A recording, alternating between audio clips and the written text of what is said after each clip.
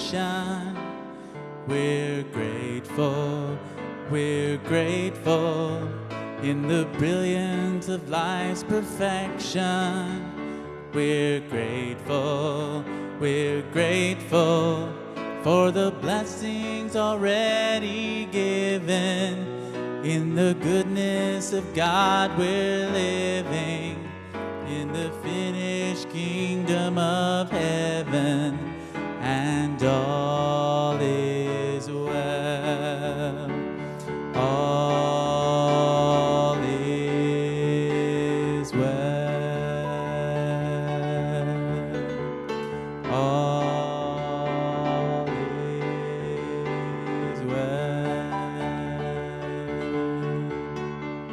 All is well. All is well. In the spirit of celebration, we're grateful in the brilliance of life's perfection. We're grateful for the blessings already given.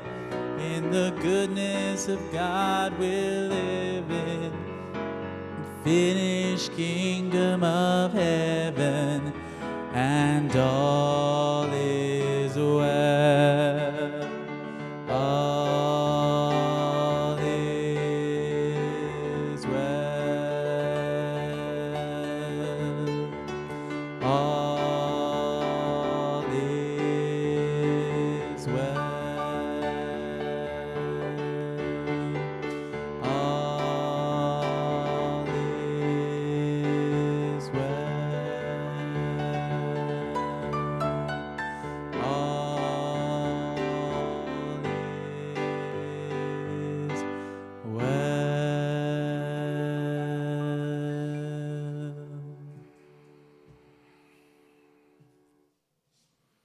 All right, we're so glad you're here and chose to spend this morning with us.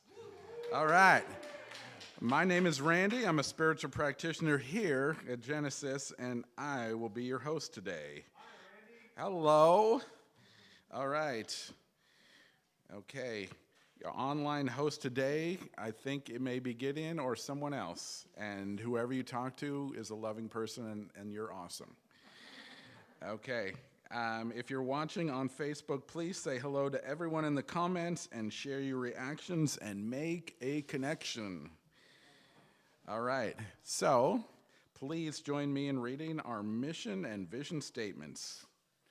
Mission. We are building a vibrant community, cultivating a garden of spiritual growth, honoring vulnerability, creating a safe place of comfort and peace where all are welcome and accepted. Vision. Genesis is a bright beacon with an unshakable heart of love, accepting all. A home for the soul where we each creatively express our spiritual brilliance. All right. Cool. I hope and see the experience that you celebrate with us today. Announcements. Okay, we have name tags available in the back at the welcome table. Feel free to grab one or bring your own.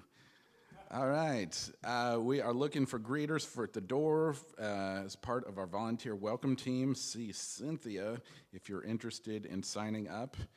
Reclaiming Joy After Loss will be meeting after service on Zoom at noon.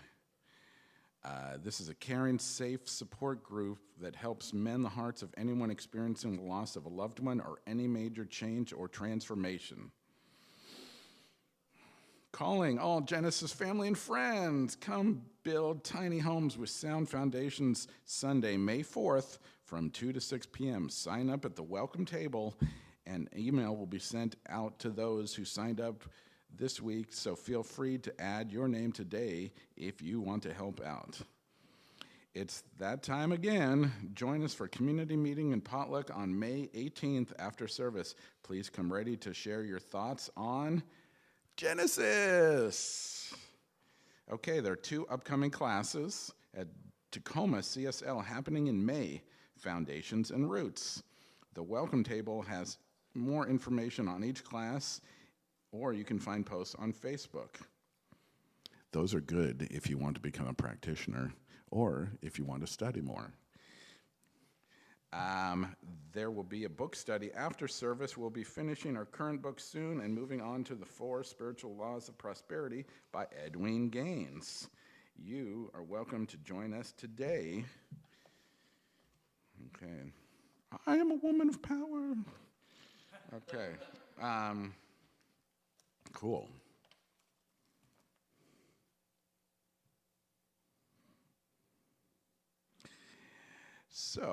So glad that you're all here. And if this is your first time, we'd love to connect with you. We know everyone prefers a different method of communication, so you can fill out a connection card and drop it in the offering basket later in the service, or scan the QR code on the card. This will open up a personal line of communication. We want to provide you important information to give you everything you need to learn about Genesis and what we do here. If you have any questions, stop by the welcome table. I think I recognize all of you guys, so we'll post that in the future so people remember it for the next time. But now, let us welcome and greet one another. If you aren't comfortable with hugging, just stick your hand out and we'll shake it. Namaste hands are a great choice for contactless greeting. You may stay seated if you prefer to not mingle. So let's go for about 2 minutes and love and support, and here we go.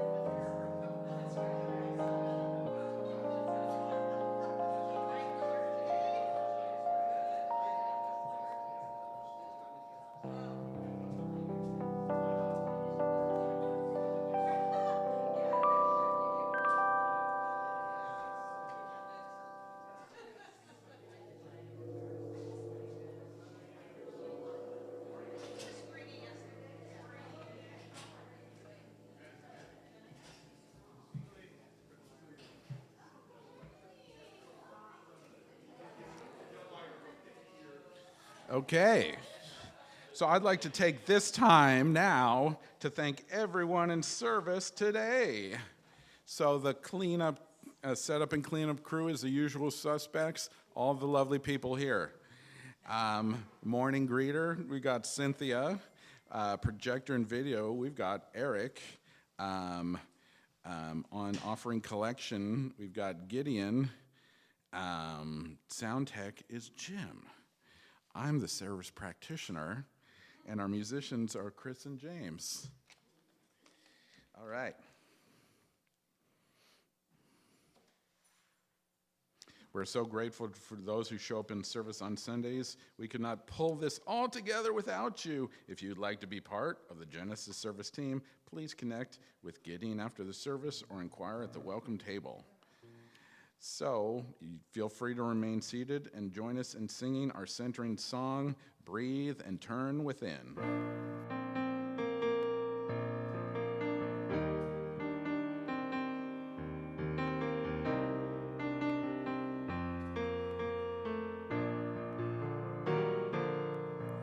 I breathe and turn within. I breathe and turn within. I open up my heart and feel God's presence. I breathe and turn within. I breathe and turn within. I open up my heart and feel God's love. I breathe and turn within. I breathe and turn within. I open up my heart and feel God's presence. I breathe and turn within. I breathe and turn within. I open up my heart and feel God's love. I pray and turn within. I pray and turn within. I open up my heart and feel God's presence.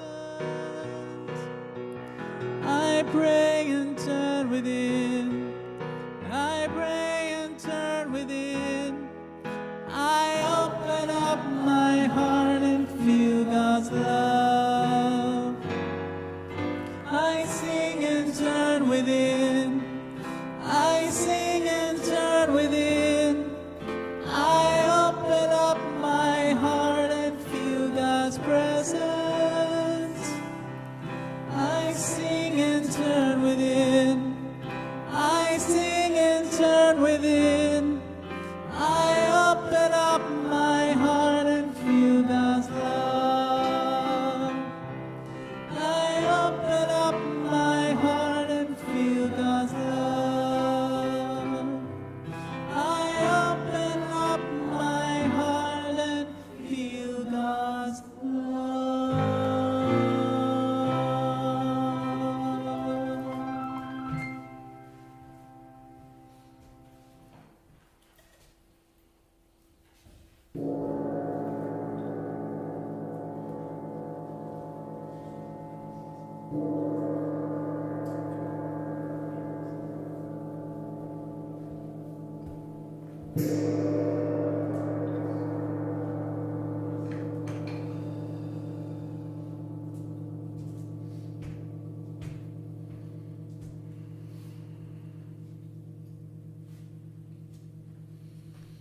Good morning again. I will be doing a reading here and some prayer, and I get to be a practitioner, and I will be available after service over here for a quick prayer for anyone who's interested. So this is from Can We Talk to God by Ernest Holmes, page 130, Effective Prayer. All right. God manifests through us in our ideas. The idea is correct when you have a spiritual sense of it, when you substitute a consciousness of unity for a consciousness of separation. In other words, you are using the principle correctly when you substitute spiritual ideas for objective facts and proceed upon the basis that new ideas create new facts. Through the process of thought, you may remove old and undesirable ideas, replacing them with new and more constructive ones, which can then become a definite program for right action for you. The process of knowing that this is happening and declaring that right ideas are made known to you constitutes an important step in spiritual mind treatment. All right, I'm going to do my version of this one here. So I offer you the opportunity to declare today, God and more good is mine, and ever increasing good is mine. There is no limit to the good which is mine. Wherever I go, I see this good. I feel it, I experience it. It presses itself against me, flows through me, and expresses itself in me, and multiplies itself around me. Your consciousness of good is acted upon by the law of mind.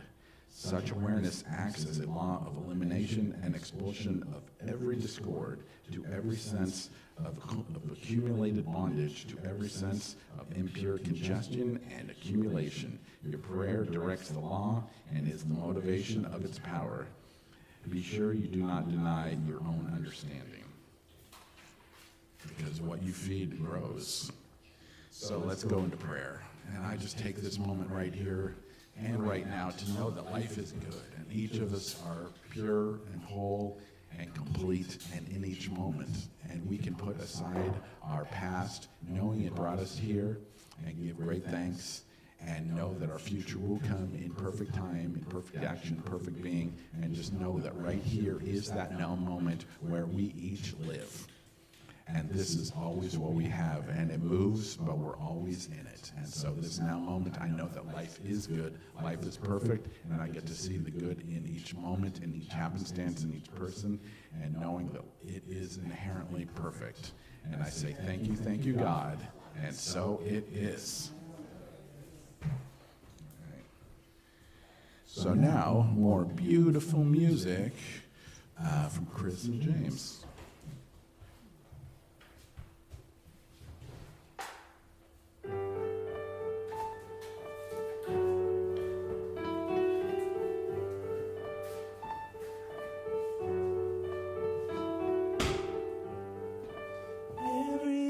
Sky, an invitation to trace the pattern stars.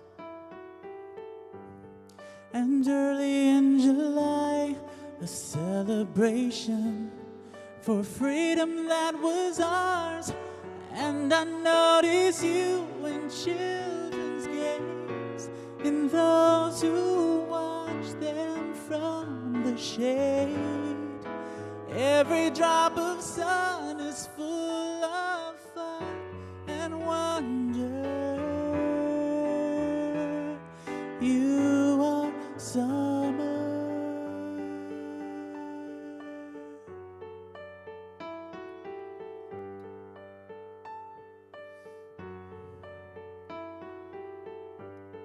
And even when the trees have just surrendered to the harvest time, forfeiting their leaves in late September and setting us inside, still I notice you when change begins, and I am braced for colder winds. I will offer thanks for what has been and what's to come. You are autumn.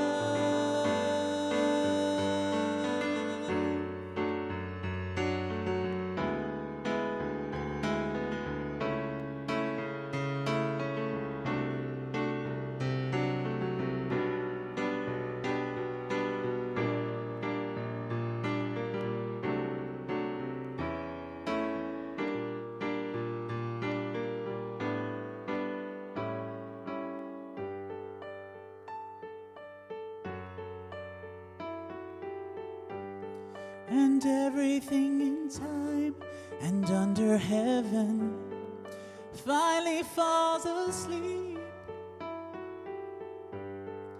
wrapped in blankets white. All creation shivers underneath, and still I notice you when branches crack, and in my breath on frosted glass. Even now in death you open doors for life to enter.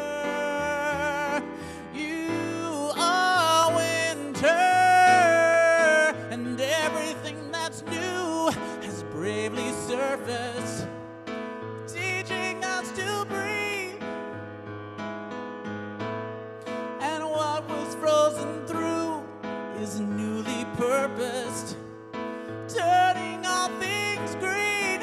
So it is with you and how you make me new with every season's change.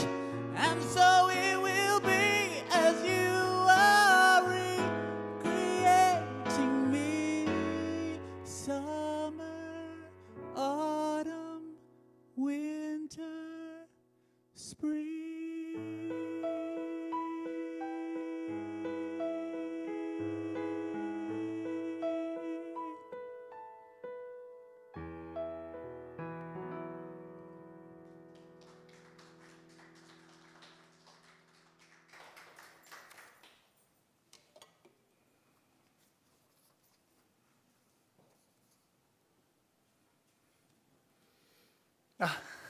I love the Phoenix.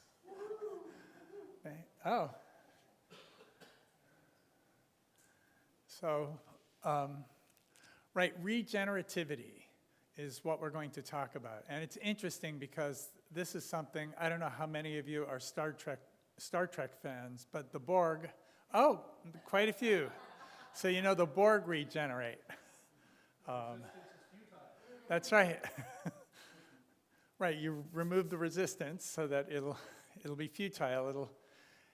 When the Borg regenerate, what they do is every night they go and they stand and they reboot and recharge all their electronics, because Borgs are sort of a combination, cyborgs, I guess, part human, sort of enhanced by cybernetics, much as we are these days, with all our Zoom meetings and our phone interactions. But regenerativity is something that's important for our lives, to be able to rest and regenerate for ourselves. What we're talking about is by regenerating, we can cultivate continuous growth and renewal. We see challenges as opportunities for new beginnings, and we want to continue to integrate sustainable personal development practices into our daily routine. So, like James Clear says in Atomic Habits, and J.P. Fogg says, J.F. Fogg, J. something Fogg, Professor Fogg says, we can stack habits. And so we'll talk a little bit about how to do more stacking of habits to add more goodness into our lives. B.J. Fogg. I started with a J. That's why I couldn't get there. Yeah, B.J. Fogg is a Stanford professor who wrote a book about tiny habits, which James Clear turned into a bestseller using similar principles. And we've been working with that, with how to add 15 minutes of mindfulness or 10 minutes of goodness, or into different parts of our day. Even adding a greeting, 30 seconds of gratitude can really sort of help uplift and move us through the day and regenerate us. So rest is one of the things I want to be able to change our meaning of rest, to transform rest so that we can regenerate instead of merely resting. Rest can sometimes get a bad rap. We talk about rest in peace when somebody dies. Is that the only time we're allowed to rest? Is that the funeral? The tortoise and the hare. I always rooted for the tortoise, but the hare is just taking a nap. What's so bad about that? He needed to set his alarm watch to get up a little earlier. And if we resist rest, this can turn us into a martyr culture. And I know, this was something, I remember Ben Franklin, this really inspired me as a college sophomore. There'll be time enough for sleep in your grave. And so for about 5 years, I slept, between 2 and 3 hours per night. And it was okay, except that whenever I sat down, I went to sleep. It was actually tough. When I drove, I had to keep excited during my drive because, one day I woke up in my car and I was at work and I'm like, ah!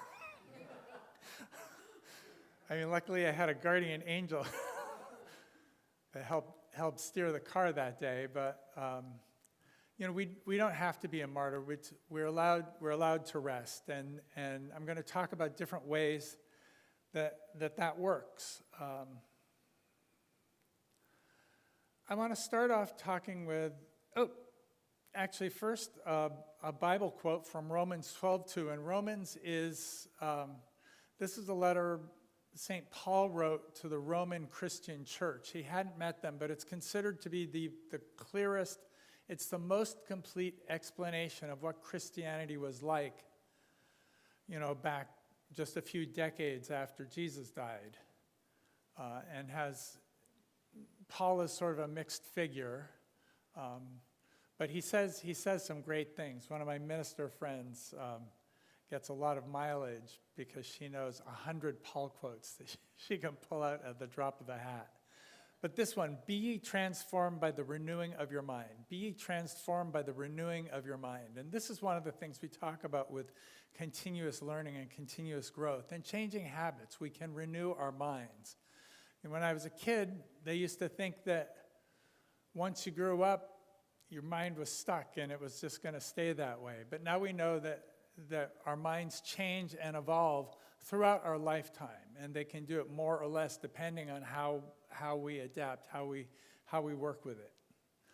So Thomas Troward, I've been studying, actually Eric and Lori and several of us have been in Karen Williams's Roots class, and we're studying Thomas Troward these days. And Thomas is not necessarily the easiest person to read, but he has a profound message. He was born in 1847, so he grew up during the Victorian era, which is why his writing sounds like Queen Victoria or Charles Dickens or Jane Austen wrote it, because he's from their era. He grew up in England, and he had a love for the law. He knew that the law was what he wanted to do. And then he went to Punjab. And Punjab is a province in India. He actually spent his whole legal career in Punjab, and he was a judge. But Punjab's interesting. It's on the valley of the Indus River. Half of it went to Pakistan, half of it went to India in the split. And so they have Muslims, Sikhs, the Golden Temple of Amritsar is there, Hindus, as well as he is a Christian. And so all those people were there. The early civilizations in Punjab, 7,000 years ago, they had villages there, villages of farmers, and it was a whole industrial city by 5,000 years ago. And it went until about 3,000 years ago, it sort of petered out and went back to being farming villages, and the urban civilization moved on to other places. So that means it was thousands of years old when Abraham was born. By the time of the fall of Troy, the fall of this Indus Valley civilization had already happened. So it's a land of ancient civilizations and great learning. And this is what Troward did. Judge Troward, in any spare moment, he was reading all the Upanishads and all the Hindu literature he could to learn about it. And he was also studying Islam and studying Sikhism and studying ancient Christianity and the Hebrew scriptures just to learn what he could about them. And he loved the law. He was born for the law because he went in a land where with all those different religions and people from different cultures, there were all kinds of conflicts. And he saw the law as a loving, gentle hand from a well-meaning parent guiding people to do the right thing. I would really have wanted him to be at my hearings because I know he'd do what was right. And he really felt like it was guided with love. And that's how he saw the universe. with all his readings of all these different religions. He came up with principle. He knew that principle was sort of the loving sense of the divine within and around us, within each of us, and surrounding and interpenetrating us. And he talked a lot about that. He talks about it in so much detail and with so many words. It's hard for people to understand. But when you get a glimmer, you're just like, wow, that is some powerful stuff he's got going there. My first experience with it when I was a teenager in college, I studied Sullivan mind control, and they talked about the mighty power of the subconscious and how when you tell it something, it's a subjective mind. So it doesn't check for the truth of anything you tell it. If you say, I am abundant, prosperous, and loving, it knows that's true. And so it makes it so. If you say, I'm healed, healthy, and whole, it knows that's true. And then you and all your cells just act as though it's true, and it becomes true. And so Ernest Holmes was a big Troward fan, and he had a bunch of Troward's books on his bookcase. Troward lived from 1847 to 1916, and so he and Ernest overlapped a little bit. He started writing books in 1900 when he moved back from Punjab to India. Punjab, by the way, was also the name of Little Orphan Annie's. It was Daddy Warbucks' Sikh bodyguard. And he wore the turban, so you know he's a Sikh. And he's got a little knife, a Sikh knife. And whenever anybody bad came around, he would make sure nothing happened to Daddy Warbucks or Little Orphan Annie. And so this is also sort of the benevolent but strong, force. This is the downside, by the way, of the subjective mind not checking for truth. If you say, I'm anxious, or, oh no, the world is coming to an end, it says, okay, the world's coming to an end. Oh, let's do anxious. We can do that. Which is why we've got so much devoted to reorienting ourselves to positive thoughts and positive ways of thinking, because it's a self-fulfilling prophecy. And we also believe it doesn't happen magically. We pray and move our feet. Ernest Holmes, when he started public speaking, he was getting very small audiences. Very few people were coming to see him. And one day an engineer came to see him in his office, and he saw the Troward, and Holmes talked to him about Troward, and he said, oh, can I borrow one of the books? And he brought it home, and he came back and he said, Ernest, this is great stuff, but nobody can make heads or tails of it. Can you give us a series of lectures on Troward? And he was like, okay. He says, good, I'll bring all my engineer friends. And so the engineers were his first audience. And they went and told all their friends, and they went and told all their friends, and that's what happened. So it was Troward helped Ernest Holmes, create our movement by by the power and the obscurity of his teachings. So that's the renewing of your mind. By looking at what Troward thinks and thinking about the principles, we can renew our minds, and this helps us with regenerativity, regenerating ourselves. We also talk about renewal and the law of growth. And the law of growth says that we are always growing. Growing is not something that happens sometimes and not others. Growing is perpetual.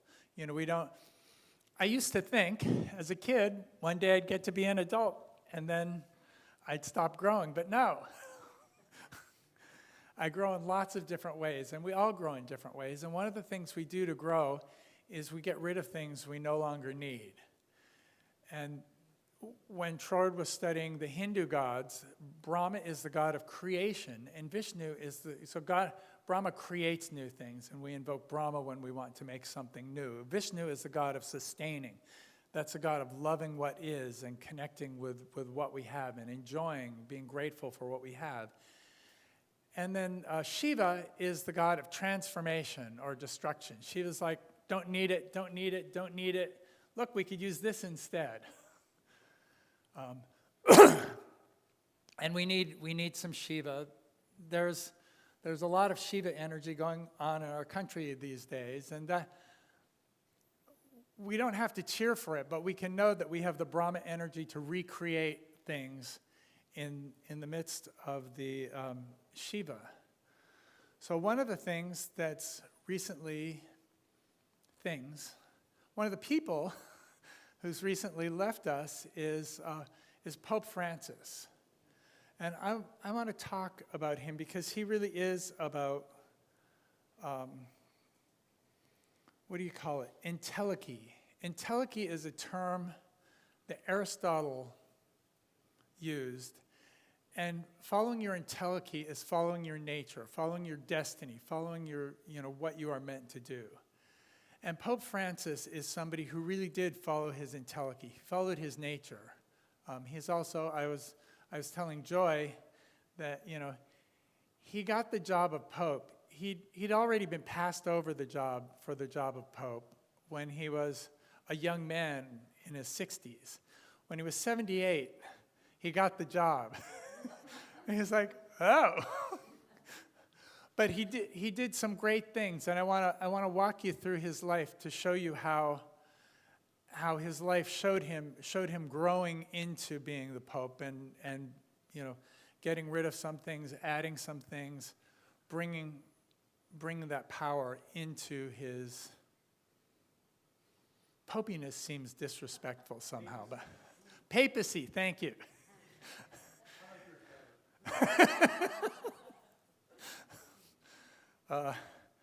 So he was born in 1936.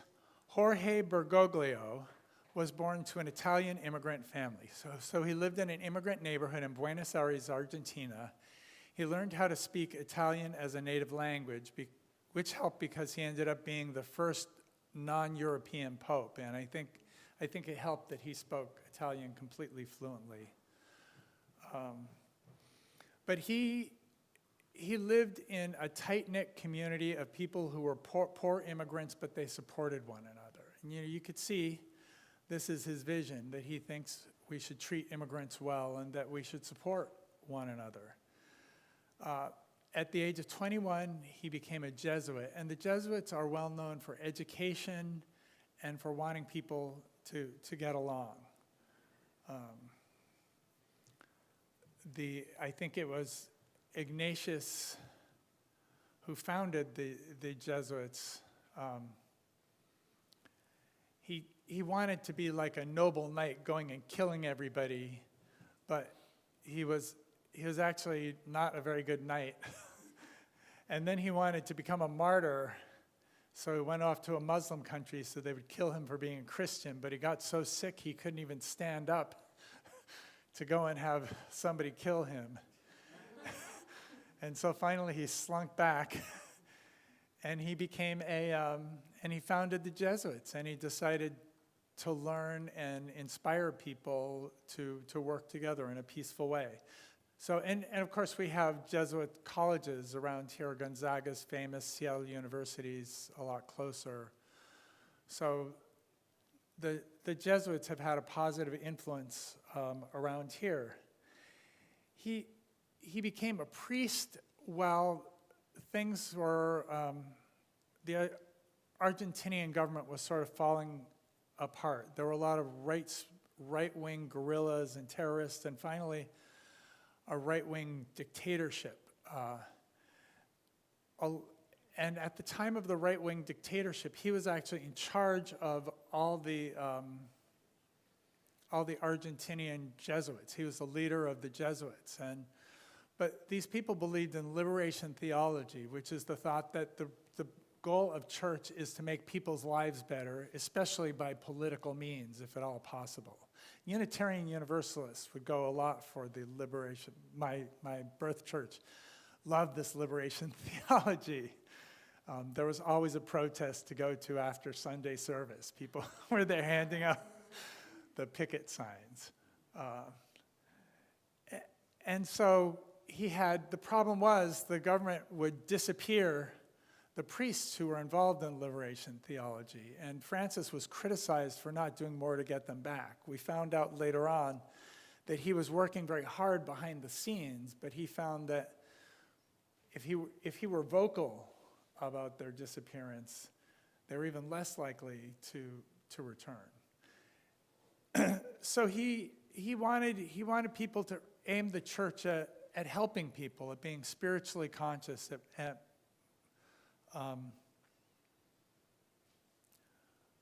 moving to what would make people's lives better and how do you make the world a better place.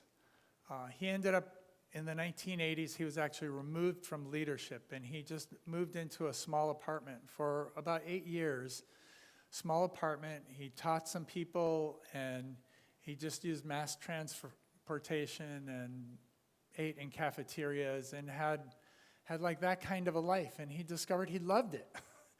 And he really thrived when he was doing that, and he thrived so much, he ended up becoming, in the 90s, he became first a bishop, and then he became an archbishop of all Argentina, and then he became a cardinal. And in 2005, at the papal conclave, he came in, according to rumor, he came in second to Pope Benedict for who was going to be the Pope. Has anybody seen Conclave? I know I had to see it as soon as, so about half of us. For the rest of you, it's a fun movie. It's beautiful visually because the costuming is amazing, and it's shot in this absolutely gorgeous, St. Peter's and Vatican settings. It is a bunch of old men, and it takes a little while. At least it took a little while for me to tell them apart. But they're basically people of good heart trying to do the best things when they all believe very different things about how the church should operate. And I found, it's sort of a quiet movie, but I found it inspiring and engrossing. And is it on Amazon Prime or Netflix? One of those. Netflix, okay. So, so that conclave picked Pope Benedict, and then it was said that Pope Benedict, when he retired, from first one ever to retire from being Pope, he was hoping that Francis would become Pope after him because Francis had a different point of view. The thing Francis is most famous for as Pope was he had an encyclical called Laudato Si. And Laudato Si is Italian for praise be to you. And it's from a St. Francis prayer. Saint Francis of Assisi, one of our favorite barefoot saints, lived a very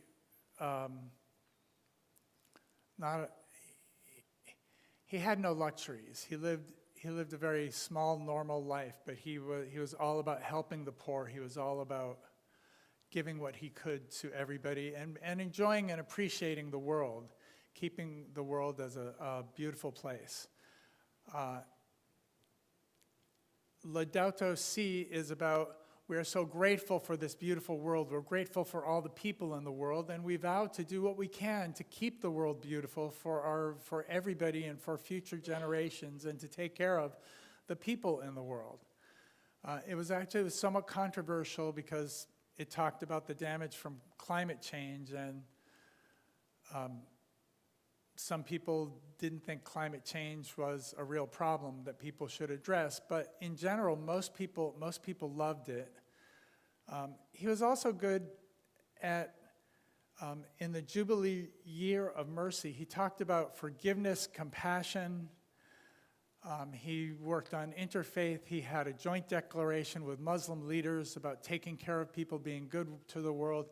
He had a synod in the Amazon where he brought a bunch of indigenous people to talk about what the indigenous world is and how indigenous people can bring knowledge that will make it easier and better the way we treat the world.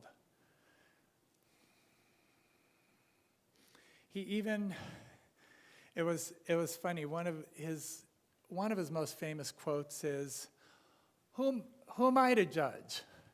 When she said, when people asked him about gay priests, and he's like, "Who am I to judge? I can't say you can't do that, especially since priests are celibate. What does it matter if they're gay or straight?" And he approved of the blessing of civil unions. You know, he because he's political, he knew he couldn't go as far. He didn't think he could go as far as blessing gay marriages, but he went farther than anybody went. And I think Pope Benedict really saw that this was the direction the church needed to go. He thought it needed to go in another direction, and he lost a lot of people and created a lot of hostility. The church actually grew a lot. When Francis took over, it was about 1 billion people, and it's 1.4 billion people now. So when you're that big, 40% growth is pretty amazing. So, and I think it's because he did reach out to people, because people do want a church more of like a church of blessings and compassion than they need a church of rules and regulations. Pope Francis says, "Rivers do not drink their own water, trees do not eat their own fruit. Life is good when you're happy, but much better when others are happy because of you."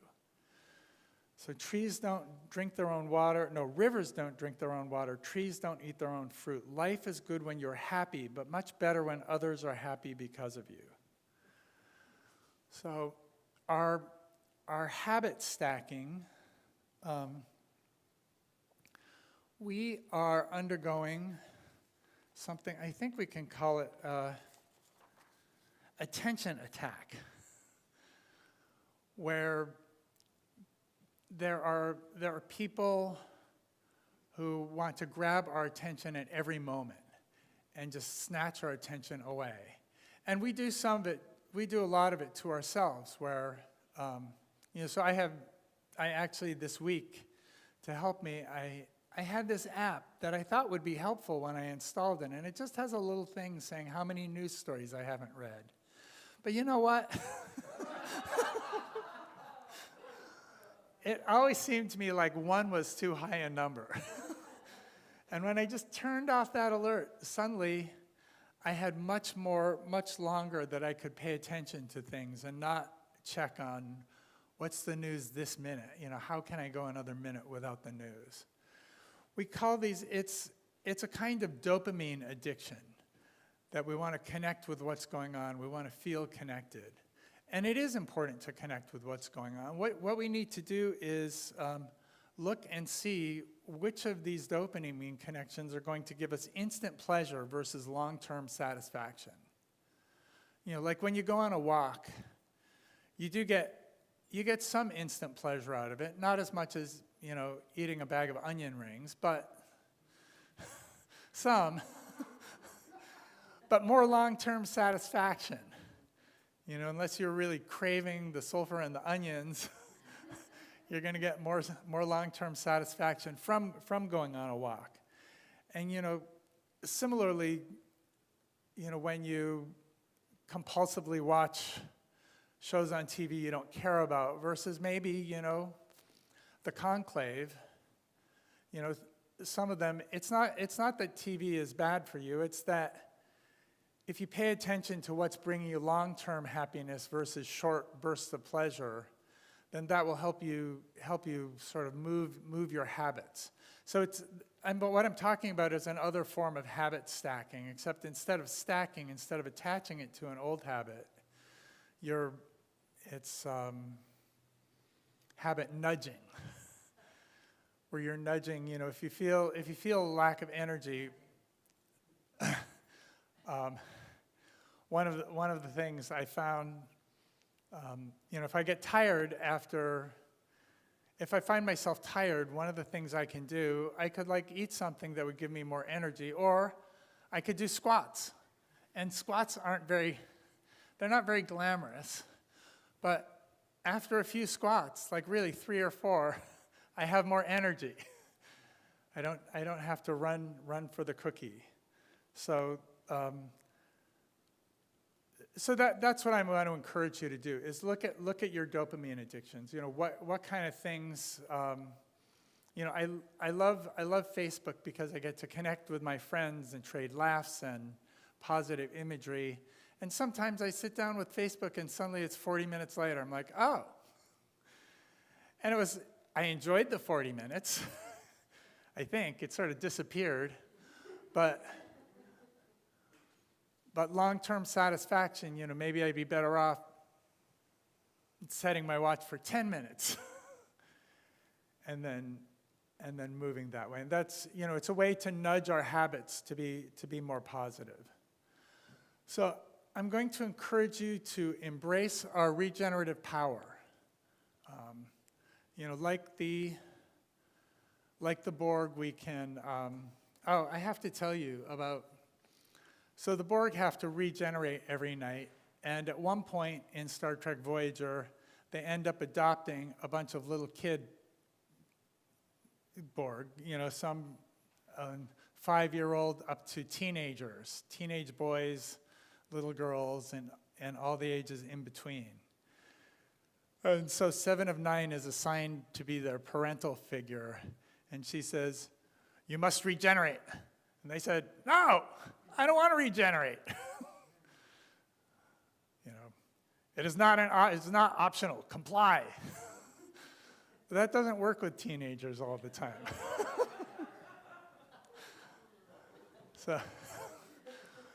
But eventually you collapse, and then you do manage to regenerate. Oh, thank you. I've got to put it on the slide, sorry. Okay. So we'll say together, I embrace my regenerative power, renewing my potential. I embrace my regenerative power, renewing my potential. I embrace my regenerative power, renewing my potential. One more time. I embrace my regenerative power, renewing my potential. So I want to encourage you, renew your mind like Thomas Troward would. Learn and grow. Know life is an opportunity for growth. Also, like Troward would see, know the Shakti, know when to get rid of things in your life, know what to add to your life, know what to embrace and to love in your life. We can reduce our number of dopamine addictions, and we can live with positive dopamine, positive happiness in our life. And think about your entelechy. What is your nature? What is it you truly love to do? What is it you're truly meant to do? And that doesn't have to be a tycoon. One of the things that transformed my life was when Course in Miracles told me, your destiny, your entelechy is to be a loving child of God. And that suddenly took all the pressure off. Because that was something, it was my very nature. I didn't have to try hard. I just, a loving child of God, I can do that. In fact, I'm already doing it if I just pay a little attention. So this is how we regenerate ourselves, by paying attention, by learning, by growing, and by embracing our true nature. So thank you. And now it's time. Everybody has a yellow card, and we can, I encourage you to write your prayer demonstration first, any kind of prayer that you've ever seen or known to, any really desire. If you had a desire and seen it fulfilled, that is a demonstration. It's a demonstration of your power to change the world, your power to make the world in your image. And then on the other side is prayer requests. And you can pray for a better world. You can pray for our beautiful world. You can pray for necessary changes. You can pray for yourself or for others.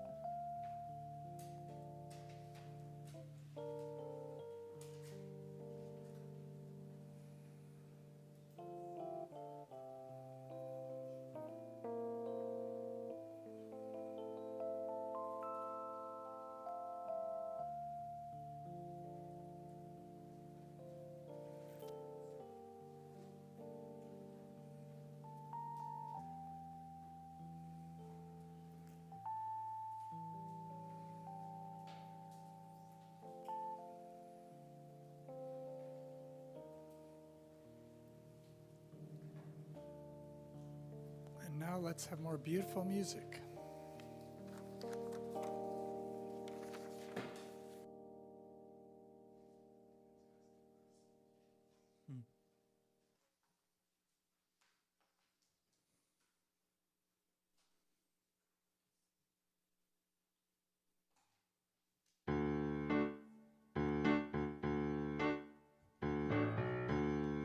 I can see clearly now the rain is gone.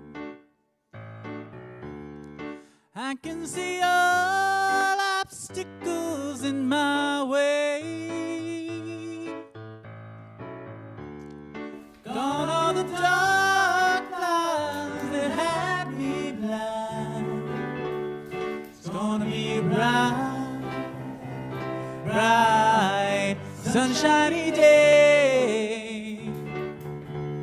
It's gonna be bright, bright, sunshiny day.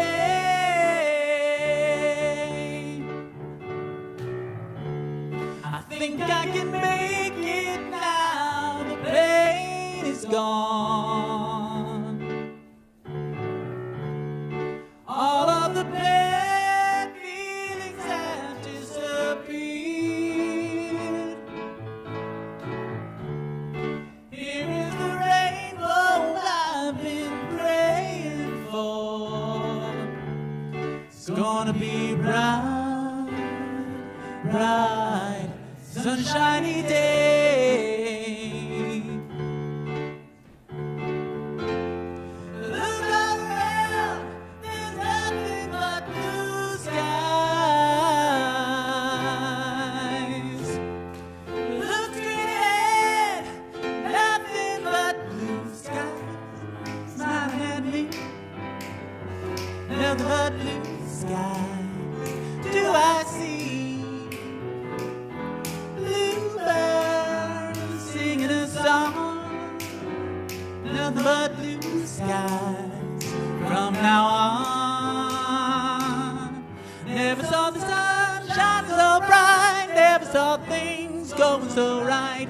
Noticing the days hurrying by when you're in love, oh my, how they fly by. Blue days, all of them gone.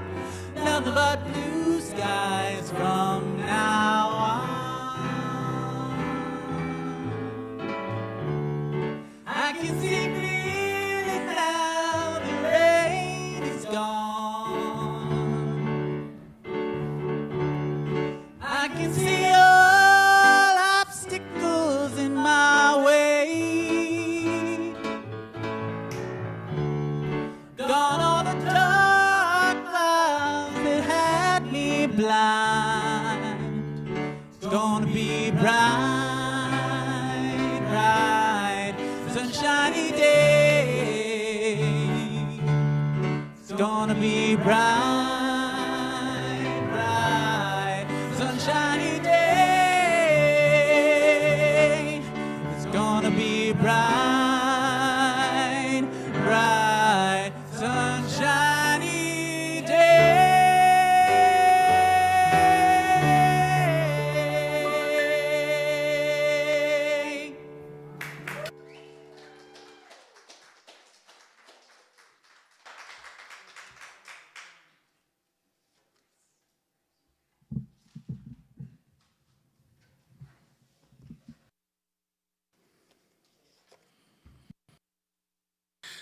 All right, thank you.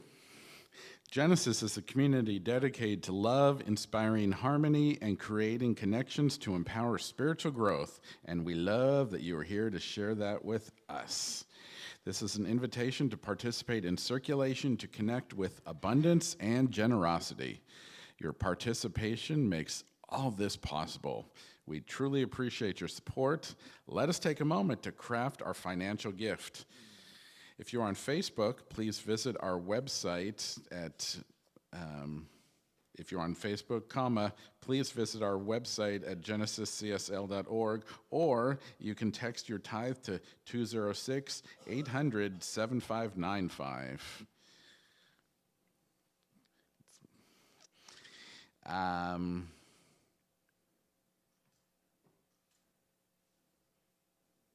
do some music too, if you want.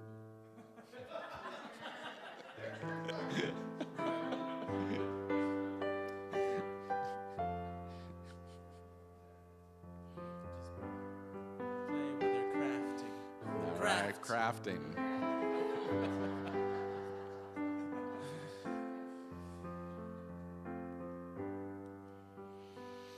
Okay. Hold your prayer request and offering next to your heart as we say the offering blessing together. Divine love, through me, blesses and multiplies all that I am, all that I have, all that I give, and all that I receive, and I am thankful. All right. Gideon will now collect the offering and your prayer cards. While we do that, please stand and sing Stepping into the Flow.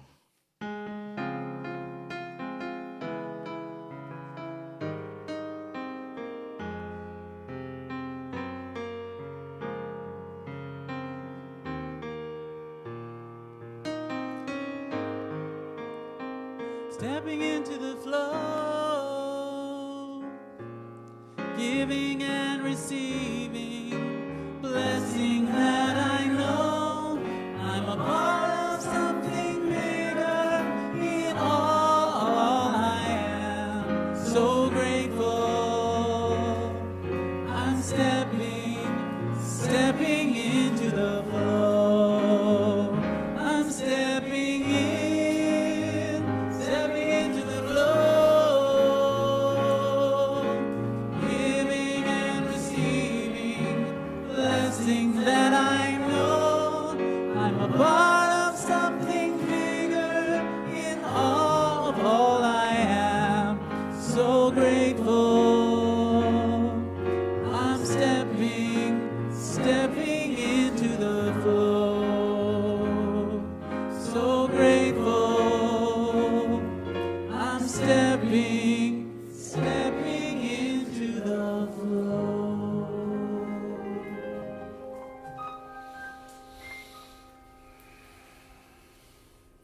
So with great gratitude, we take these prayers and we take these gifts and we know that we are expressing the life that God is. Each of us is that highest expression, and we are bountiful and blessed, knowing that God demonstrates in our lives in each and every way, and we get to see the good in ourselves and in others and know that life is good.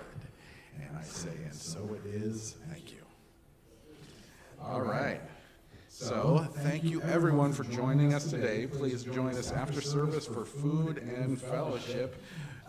Food from the Opulent All-Stars.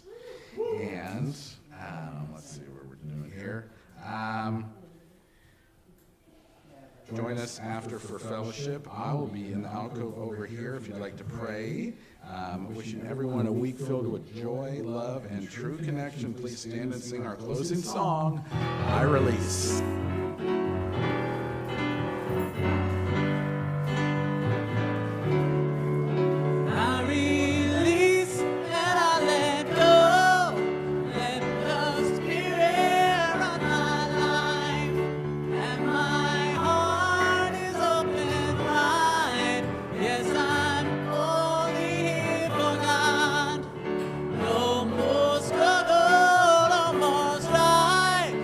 With my faith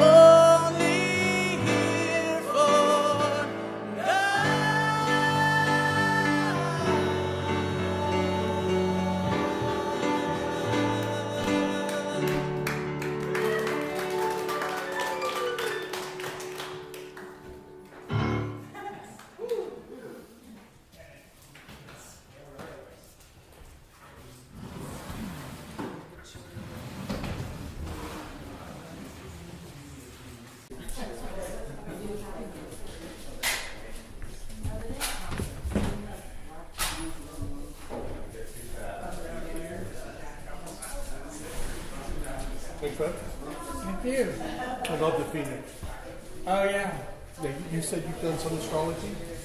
Yeah. So, you know about the 8th house? Money, sex, death, Oh, yeah. taxes, house of Scorpio. I have a stellium in Taurus. Wow. So I am very familiar with Phoenix energy. I've noticed it throughout my life where it's been up and down and up and down. And then one year, it's like, I just finally give up. It's like we're on a roller coaster to it. It's funny, there was, I practiced astrocartography on and off forever, and what we were looking for some place in the world where that was like the best place for my first wife. And it turns out that New Zealand is like a great place for her, and it's all about Phoenix energy for me. It's all about death and rebirth, and I was like, oh, do I want to go through that? Did she have a lot of 8th house stuff, or? You know, I'm not remembering right now. I just know, if you go to the astrocartography program, it shows you where you're.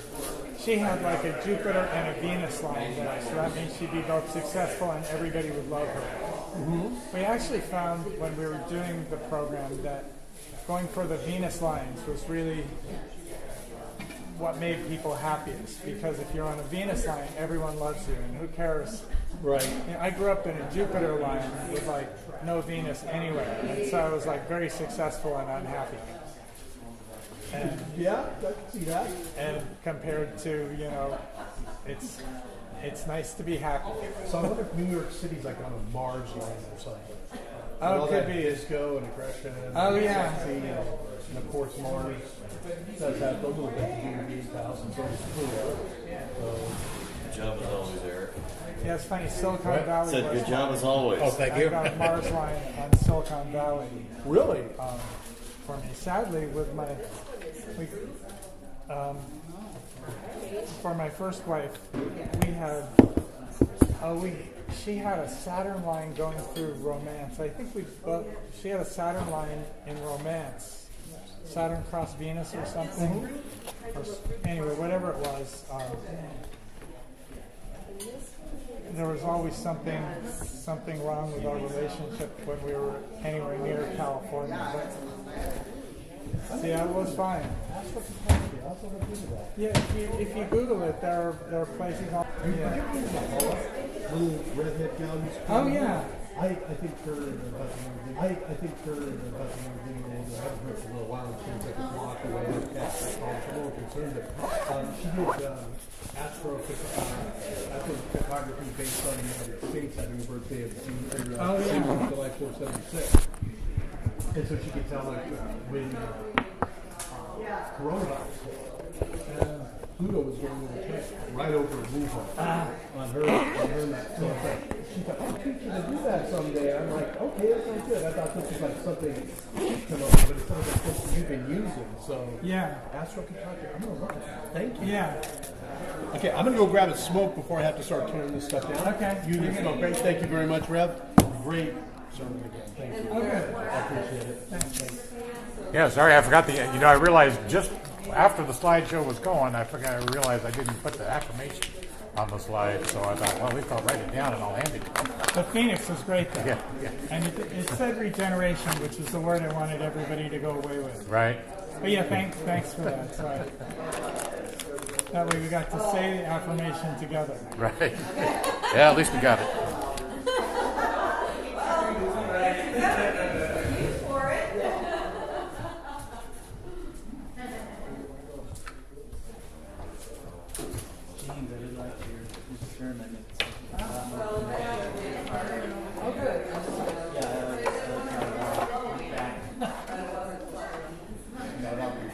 Yeah.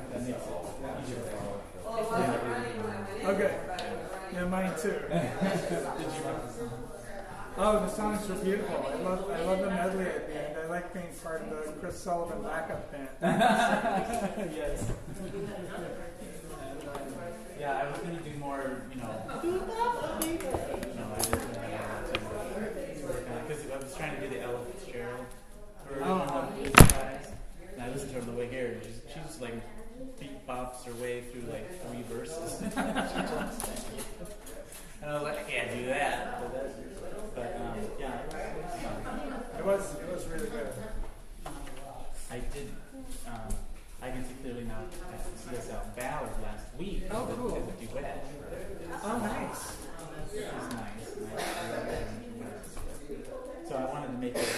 different than just, you know, trying to fill in. Which is a great song. Yeah. But I wanted to throw a little something in there. I like it. You did Keep you awesome. awake. Yeah.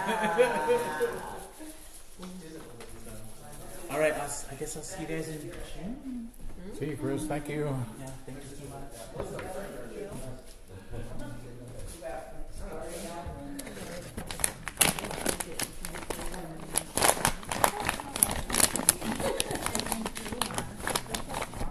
Are tall. I am not tall today. I was hanging out with my mom and my aunt, and both of them are now 40. I was always taller than me. Oh, okay. Oh, They're like, when did you get so tall? I was like, not recently. I know my mom is strong. 2 inches. Yeah, my mom lost, like, she was I know I'm just every other. She was 4'11", and now she's 4'1". my mom was like taller than me. She was 5'8". Your mom was? Yeah. Oh. Okay. Probably 10 inches. So yeah, we want to keep going. Yeah, our perfect. All right, see you later. Yeah, we do. Right, I remember you were going. Every night. Yeah. And then she ended up crushing. It's some kind of seaweed with sesame dressing and sesame And seeds. then, like, while she was in the from all of my products, she ended up Oh, yeah.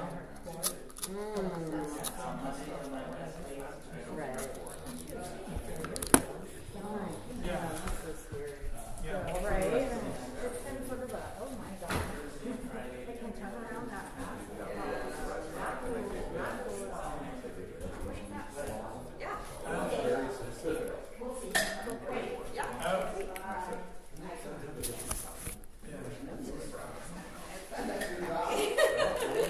There is a gluten-free bun if you want, but that is, you know. Wow. I know.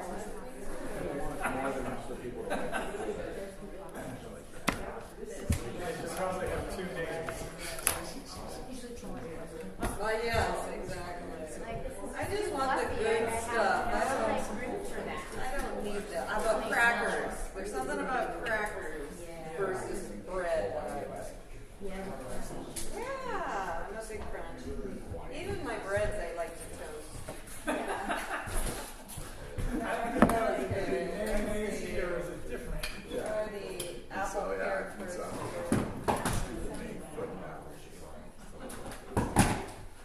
Already tried this I had to eat the end. You know, it's never as good. I can't let somebody else eat. You make mistakes? Everyone. Oh, you learn. Really? Yeah. I guess so. There's a different stuff for everybody.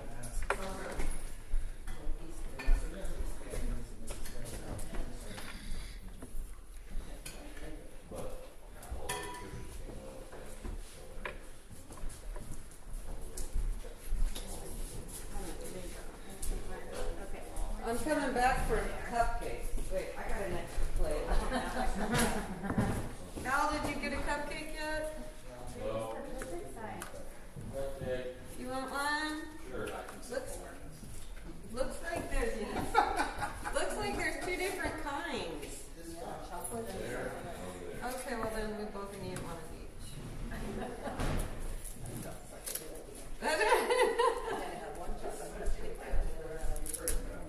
Here you go. I got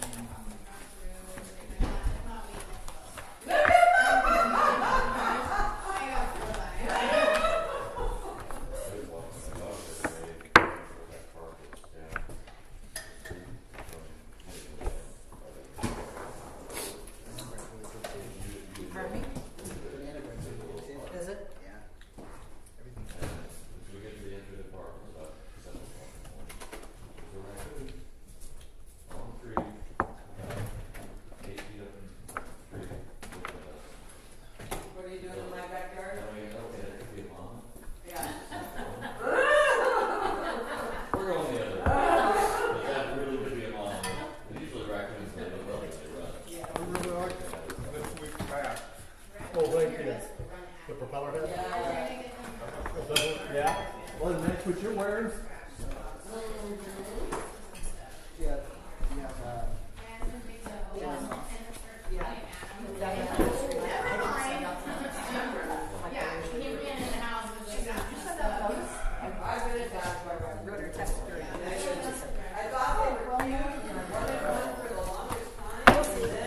Anybody comes?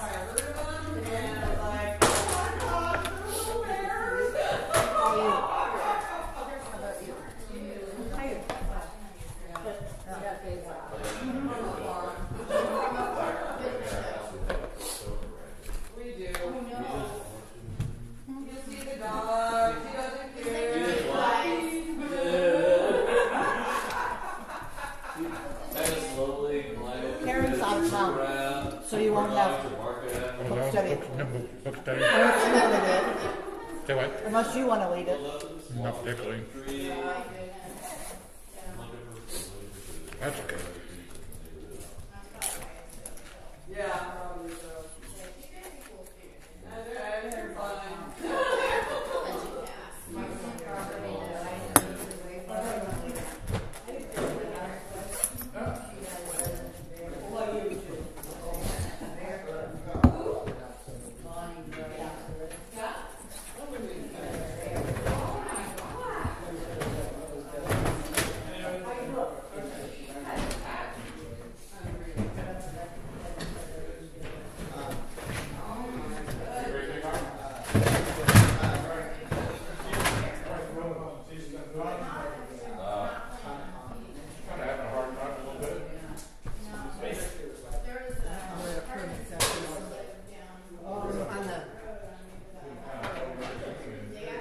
Yeah, somewhere in there.